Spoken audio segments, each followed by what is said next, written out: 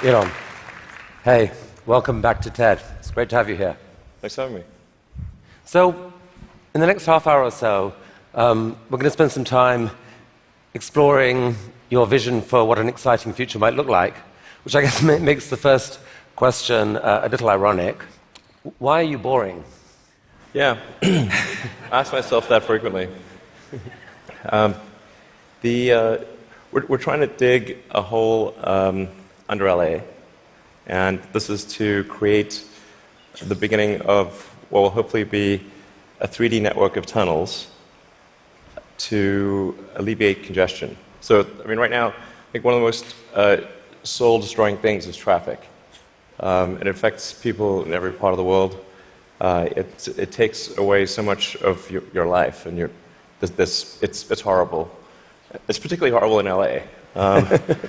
And I think you've brought with you the first visualization that's been shown of this. Can I show this? Yeah, absolutely. So this is the first time, just to sort of show what we're talking about. So there are a couple of key things that are important in having a 3D tunnel network. First of all, you have to be able to integrate the entrance and exit of the tunnel seamlessly into the fabric of a city. So by having an elevator, sort of a car skate that's on an elevator, you can integrate the entrance and exits to the tunnel network just by using 2 parking spaces. And then the car gets on a skate. There's no speed limit here, so we're designing this to be able to operate at 200 kilometers an hour, about 200 kilometers an hour, or about 130 miles per hour. So you should be able to get from, say, Westwood to LAX in 6 minutes, 5-6 minutes.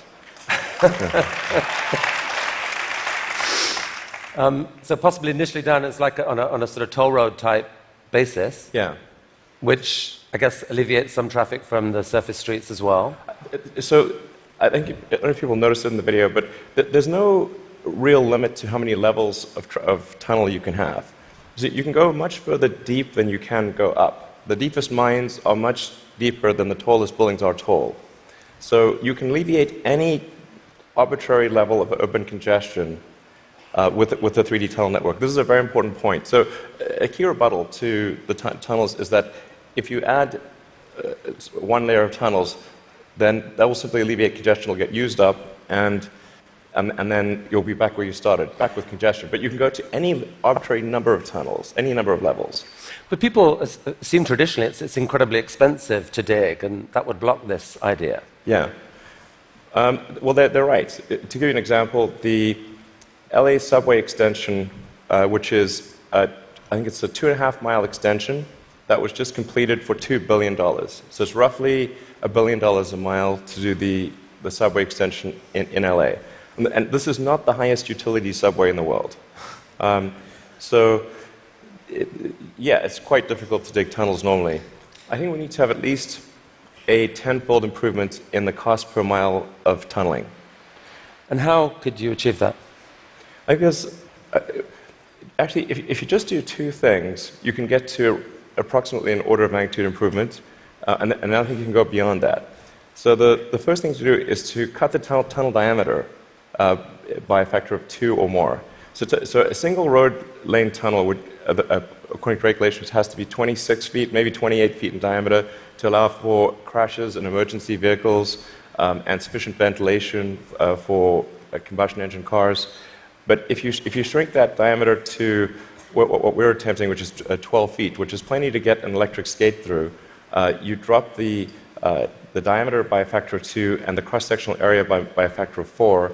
So, and the tunneling cost scales with the cross-sectional area. So that's roughly a half order of magnitude improvement right there. Then tunneling machines currently tunnel for half the time, then they stop, and then the rest of the time is putting in reinforcements for the tunnel wall. So if you design the machine instead to do continuous tunneling and reinforcing, that'll give you a factor of 2 improvement. Combine that and it's a factor of 8. Also, these machines are far from being at their power or thermal limit. So you can jack up the power to the machine substantially. I think you can get at least a factor of 2, maybe a factor of 4 or 5 improvements on top of that. So I think there's a fairly straightforward series of steps to get somewhere in excess of an order of magnitude improvement in the cost per mile. Our target actually is we've got a pet snail called Gary. This is from Gary the snail from South Park.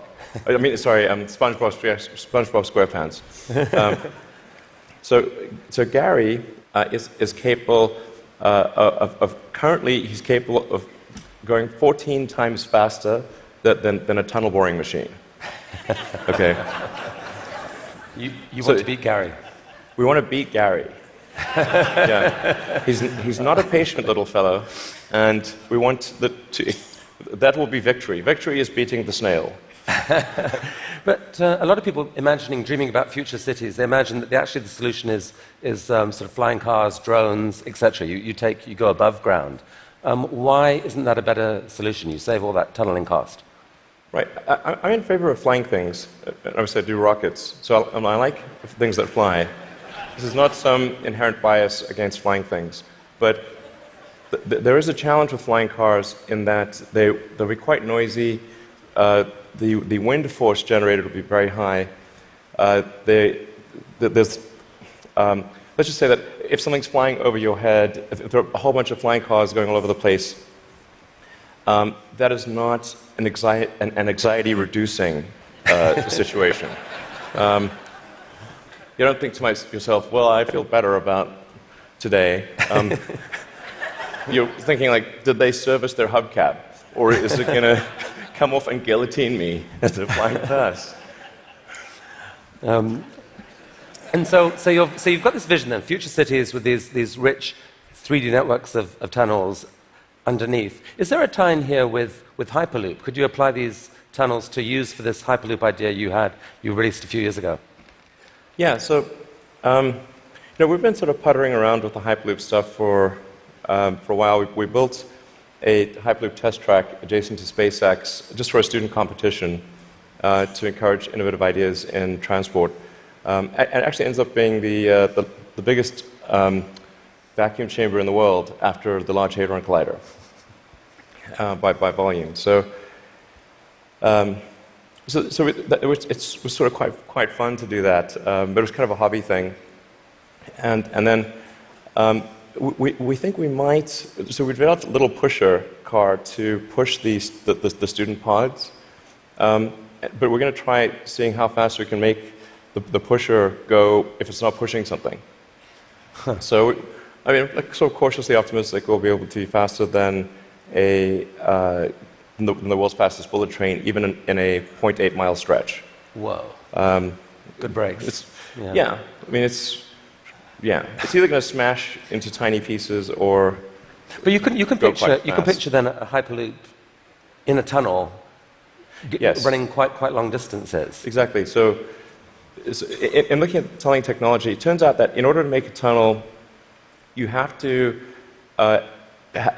in order to seal against the water table, you've got to typically design a tunnel wall to be a good to about 5 or 6 atmospheres. So to go to vacuum is only 1 atmosphere, or near vacuum. So actually, it sort of turns out that automatically, if you build a tunnel that is good enough to resist the water table, it is automatically capable of holding vacuum. Huh. So, yeah.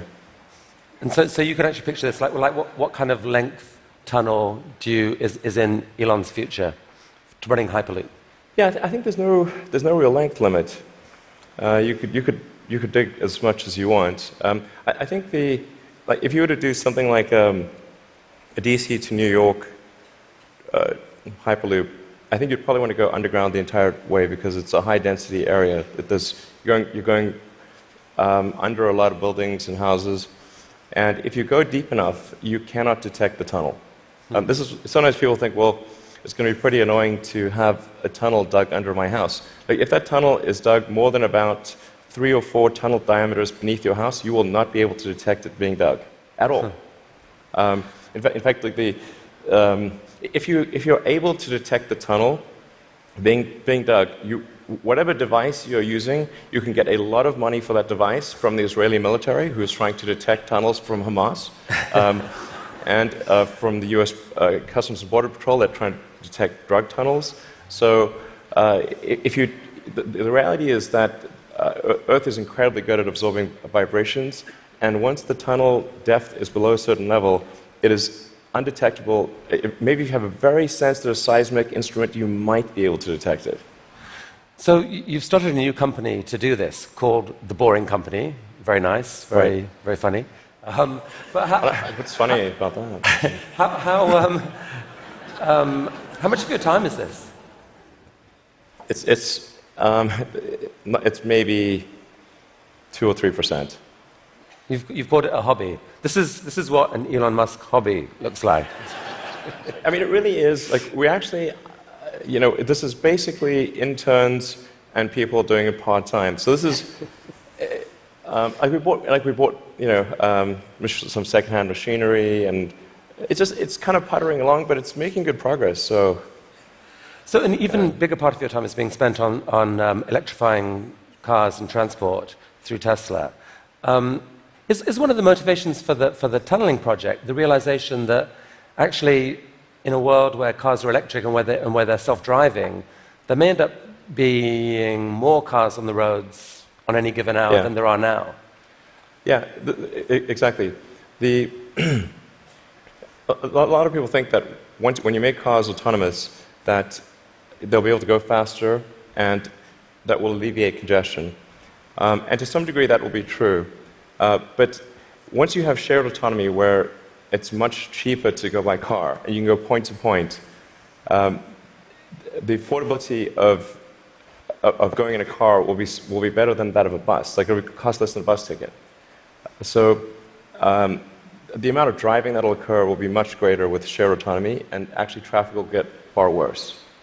I mean, you started Tesla with the goal of persuading the world that electrification was the future of cars. Yeah. And a few years ago, people were laughing at you. Now, not so much. I mean... Okay. Well, I mean, I don't know. I don't know. Maybe but isn't it true that pretty much every auto manufacturer has announced serious electrification plans for the short to medium term future? Yeah. I think almost every automaker has some electric vehicle program. They vary in seriousness. Some are very serious about transitioning entirely to electric, and some are just dabbling in it. And some, amazingly, are still pursuing fuel cells, but I think that won't last much longer. But isn't there a sense, though, Elon, where you could now just declare victory and say, we did it, let the world electrify, and you go on and focus on other stuff? Yeah. I intend to stay with Tesla as far into the future as I can imagine. And there are a lot of exciting things that we have coming. We've got, obviously, the Model 3 that's coming soon. We'll be unveiling the Tesla semi-truck. And okay, well, we're going to come to this. So Model 3. So it's supposed to be coming in July-ish. Yeah, it's looking quite good for starting production in July. Yeah. Wow. One of the things that people are so excited about is the fact that it's got autopilot. And you put out this video a while back showing what that technology looked like, or would look like. Yeah. There's obviously autopilot in Model S right now. Yeah. What are we seeing here? Yeah, so this is using only cameras and a GPS. So there's no LiDAR or radar being used here.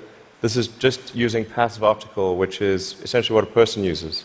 The whole road system is meant to be navigated with passive optical or cameras.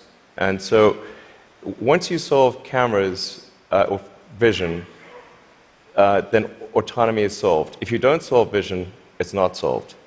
So that's why our focus is so heavily on having a vision neural net that's very effective for road conditions. Right. Many other people are going the LiDAR route. You want cameras plus radar is most of it. You can absolutely be superhuman with just cameras. Like, you could probably do 10 times better than humans with just cameras. So the new cars being sold right now have eight cameras in them. That they can't yet do what that showed. When will they be able to? I think we're still on track for being able to go cross-country from LA to New York by the end of the year, fully autonomous. Okay, so a car, by the end of the year, you're saying someone's going to sit in a Tesla without touching the steering wheel, tap in New York, off it goes, won't have to ever touch the wheel by the end of 2017. Yeah, essentially November or December of this year, we should be able to go from, all the way from a parking lot in California to a parking lot in New York, no controls touched at any point during the entire journey. Amazing. But part of that is possible because you've already got a fleet of Teslas driving all these roads. You're accumulating a huge amount of data of that national road system. Yes. The thing that will be interesting is that I'm actually fairly confident it will be able to do that route even if you change the route dynamically. So, like it's fairly easy. If you say I'm going to be really good at one specific route, that's one thing. But it should be able to go really be very good. Certainly, once you enter a highway, to go anywhere on the highway system in a given country.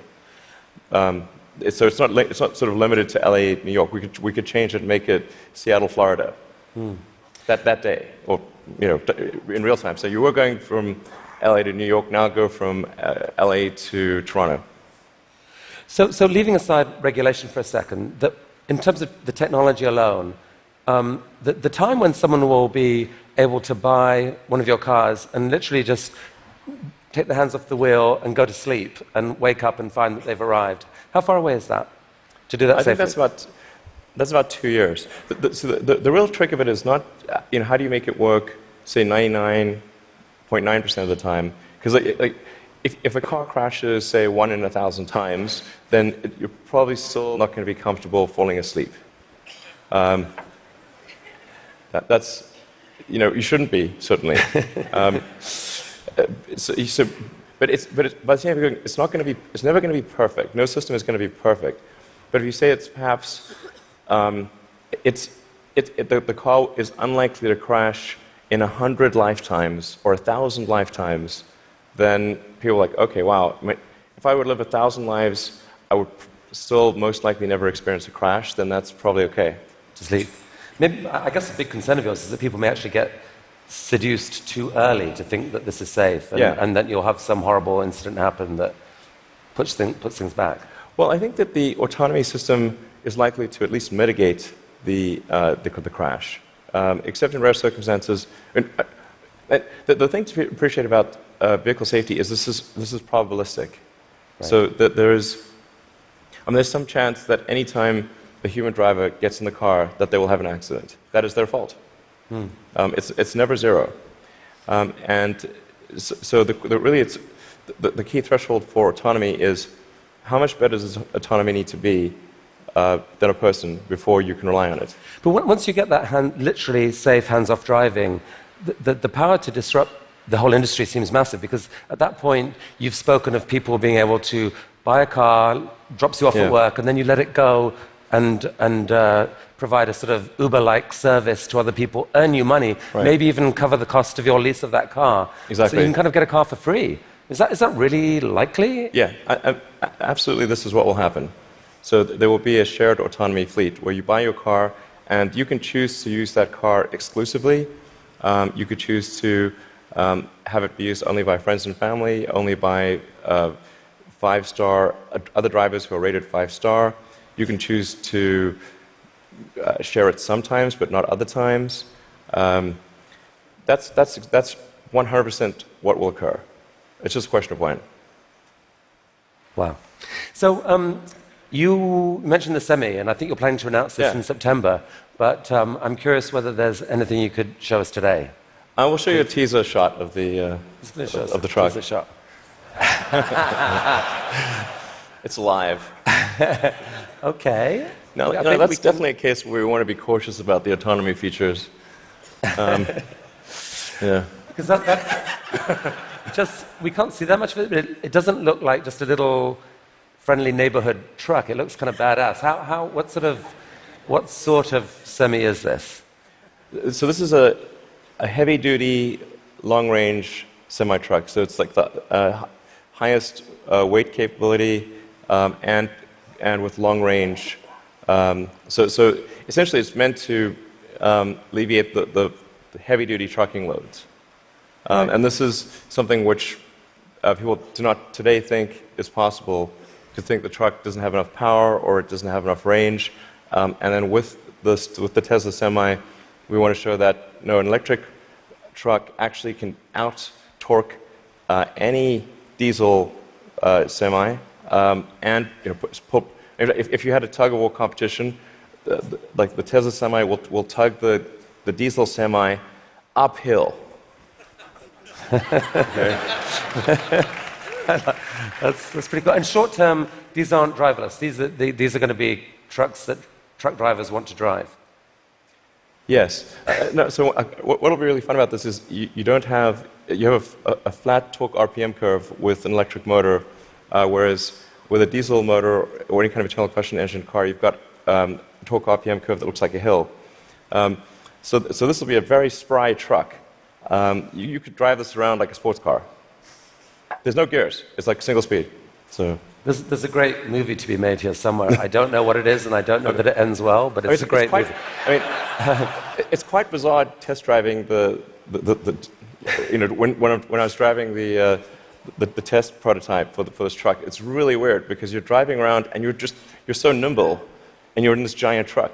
Wait, you've already driven a prototype? I drove it around the parking lot. I was like, this is crazy. Wow. This is not vaporware. This is like wow. Driving this giant truck and sort of making these mad maneuvers. This is cool. Okay, from a really badass picture to a kind of less badass picture. This is just a cute house from Desperate Housewives or something. What on earth is going on here? Well, this illustrates the picture of the future that I think is how things will evolve. You've got an electric car in the driveway. If you look in between the electric car and the house, there are actually 3 power walls stacked up against the side of the house. And then that house roof is a solar roof. So that's an actual solar glass roof. Okay, so that's a picture of a real. Admittedly, it's a real fake house. That's a real fake house. So these roof tiles, some of them have in them basically solar power, the ability to. Yeah, so the solar glass tiles where you can adjust the texture and the color at a very fine-grained level, and then there are sort of micro louvers in the glass, such that when you're looking at the roof from street level or close to street level, all the tiles look the same whether there is a solar panel behind it or a solar cell behind it or not. So you have an even color from the ground level. If you were to look at it from a helicopter, you would be actually able to look through and see that some of the glass tiles have a solar cell behind them and some do not. Right. You put them in the ones that are likely to see a lot of sun. Yes. And that makes these roofs super affordable, right? They're not that much more expensive than just tiling the roof. Yeah. We're very confident that the cost of the roof plus the cost of electricity, that a solar glass roof will be less than the cost of a normal roof plus the cost of electricity. So in other words, this will be economically a no-brainer. We think it will look great, and it will last.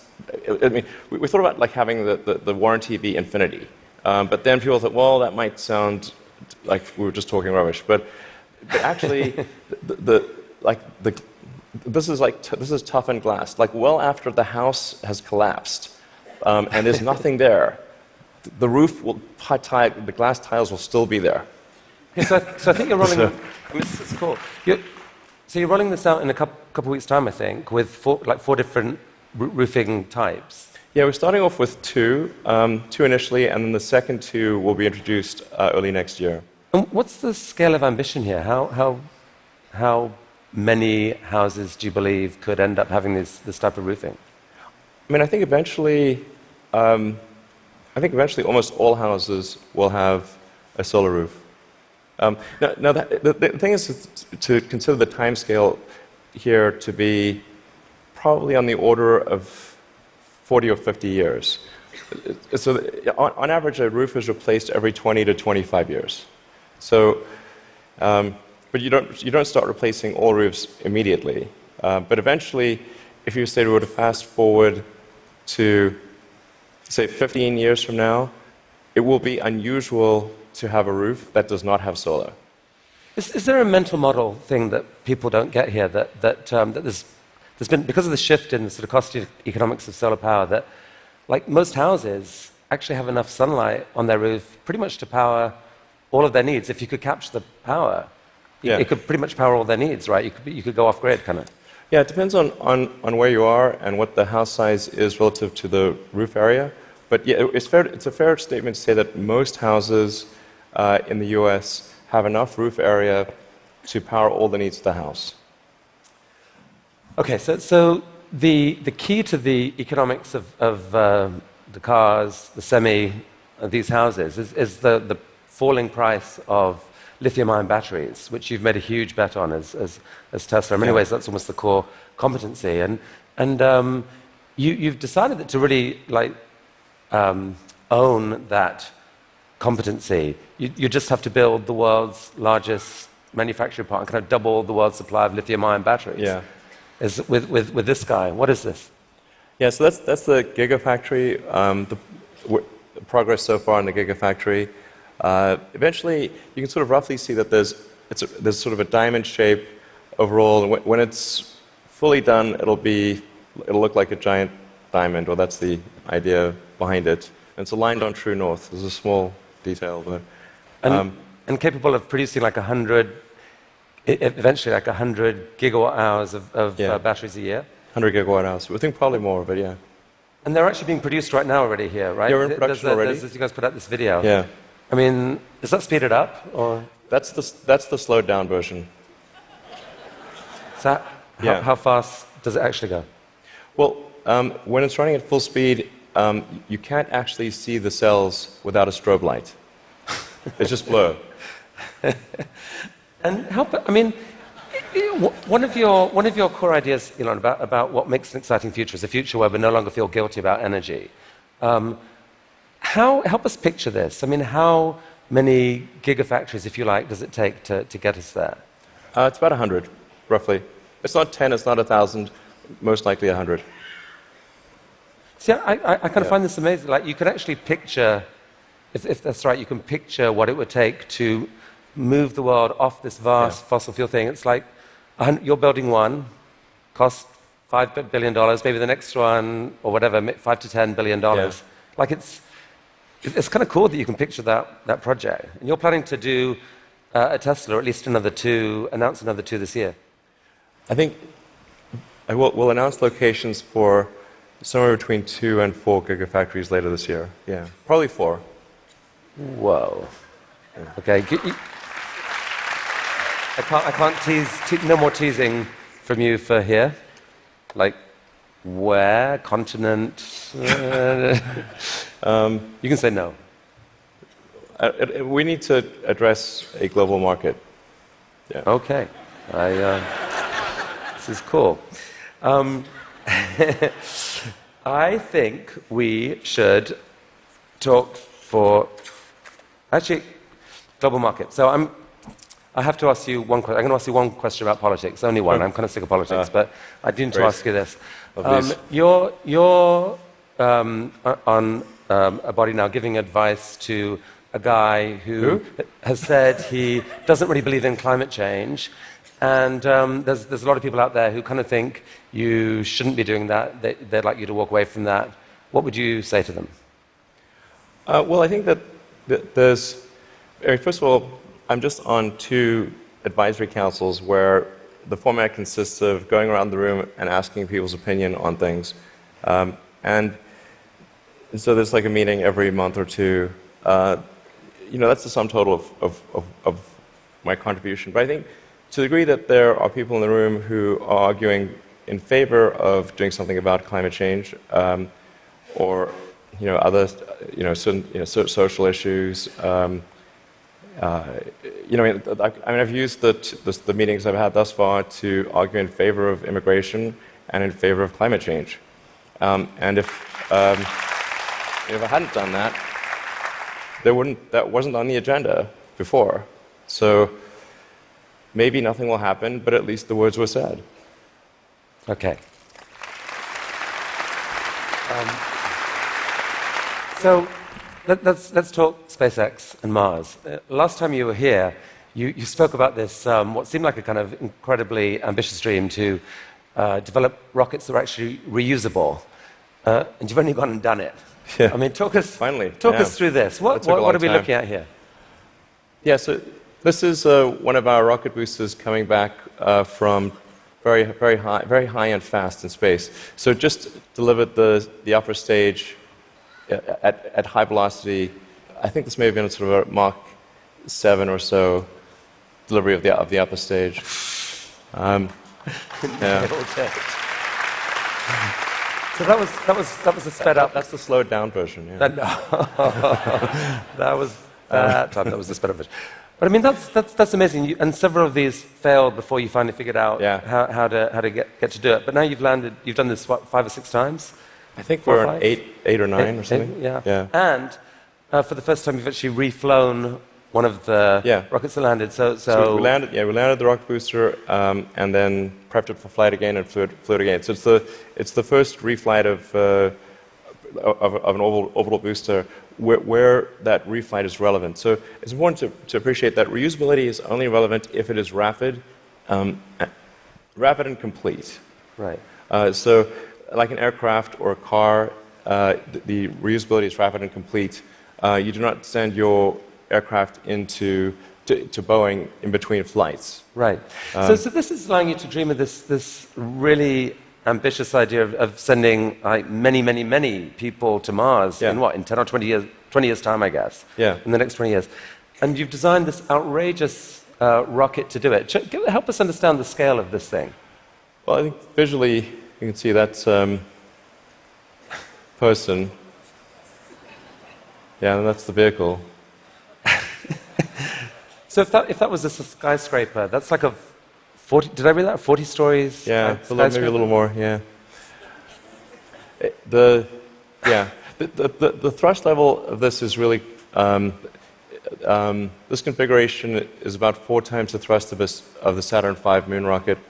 4 times the thrust of the biggest rocket humanity ever created before. Yeah. I mean, as one does. Yeah. I mean, in units of 747, 747 is only about a quarter million pounds of thrust. So so there are for every 10 million pounds of thrust, there's 47. So this would be the thrust equivalent of 120 747s, with all engines blazing. And so even with a machine designed to escape Earth's gravity, I think you told me last this thing could actually take a fully loaded 747, people, cargo, everything, into orbit. Exactly. This can take a fully loaded 747 with maximum fuel, maximum passengers, maximum cargo on the 747. This can take it as cargo. So based on this, you presented recently this interplanetary transport system, which is visualized this way. And this is a scene you picture, in 30 years' time, 20 years' time? People walking into this rocket. I mean, I'm hopeful it's sort of in the 8 to 10 year time frame. Aspirationally, that's our target. Our internal targets are more aggressive, but I think,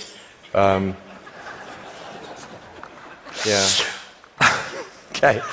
So this vehicle seems quite large, and is large by comparison with other rockets. I think the future spacecraft will make this look like a rowboat. I mean, this is the future spaceships will be truly enormous. Why, Elon? Because why do we need to build a city on Mars with 1 million people on it in your lifetime, which I think is kind of what you've said you'd love to do. Yeah, I think it's important to have a future that is inspiring and appealing. I mean, I just think that there have to be reasons that you get up in the morning and you want to live. Like, why do you want to live? What's the point? What inspires you? What do you love about the future? And if we're not out there, if the future does not include being out there among the stars and being a multi-planet species, I find that it's incredibly depressing if that's not the future that we're going to have.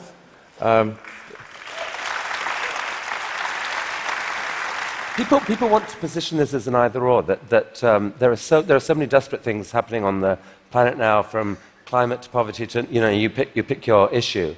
And this feels like a distraction. You shouldn't be thinking about this. You should be solving what's here and now. And to be fair, you've done a fair old bit to actually do that with your work on sustainable energy. But why not just do that? Well, I think there's. I look at the future from a standpoint of the probabilities. It's like a branching stream of probabilities. And there are actions that we can take that affect those probabilities, or that accelerate one thing or slow down another thing, introduce something new to the probability stream. Sustainable energy will happen no matter what. If there was no Tesla, if Tesla never existed, it would have to happen out of necessity. It's tautological. If you don't have sustainable energy, it means you have unsustainable energy. Eventually, you'll run out, and the laws of economics will drive civilization towards sustainable energy inevitably. The fundamental value of a company like Tesla is the degree to which it accelerates the advent of sustainable energy faster than it would otherwise occur. So when I think what is the fundamental good of a company like Tesla, I would say hopefully it does. If it accelerated that by a decade, potentially more than a decade, that would be quite a good thing to occur. That's what I consider to be the fundamental sort of aspirational good of Tesla. Then there's becoming a multi-planet species and spacefaring civilization. This is not inevitable. It's very important to appreciate this is not inevitable. The sustainable energy future, I think, is largely inevitable, but being a spacefaring civilization is definitely not inevitable. If you look at the progress in space, in 1969 we were able to send somebody to the moon. 1969. Then we had the space shuttle. The space shuttle could only take people to low Earth orbit. Then the space shuttle retired, and the United States could take no one to orbit. So that's the trend. The trend is down to nothing. This is not. People are mistaken when they think that technology just automatically improves. It does not automatically improve. It only improves if a lot of people work very hard to make it better. And actually, it will, I think, by itself degrade, actually. You look at great civilizations like ancient Egypt, and they're able to make the pyramids, and they forgot how to do that. And the Romans, they built these incredible aqueducts. They forgot how to do it. It almost seems, listening to you and look at the different things you've done, that you've got this unique double motivation on everything that I find so interesting. Which is, one is this desire to work for humanity's long-term good. The other is this desire to do something exciting. And it's often, it feels like you feel like you need the one to drive the other. With Tesla, you want to have sustainable energy, so you make these super sexy, exciting cars to do it. Solar energy, we need to get there, so we need to make these beautiful roofs. We haven't even spoken about your newest thing, which we don't have time to do, but you want to save humanity from bad AI, and so you're going to create this really cool brain-machine interface to give us all infinite memory and telepathy and so forth. And on Mars, it feels like what you're saying is, yeah, we need to save humanity and have a backup plan, but also we need to inspire humanity, and this is a way to inspire. I think the value of beauty and inspiration is very much underrated, no question. But I want to be clear. I'm not trying to be anyone's savior. That is not the... I'm just trying to think about the future and not be sad. Beautiful statement. I think everyone here would agree that it is not...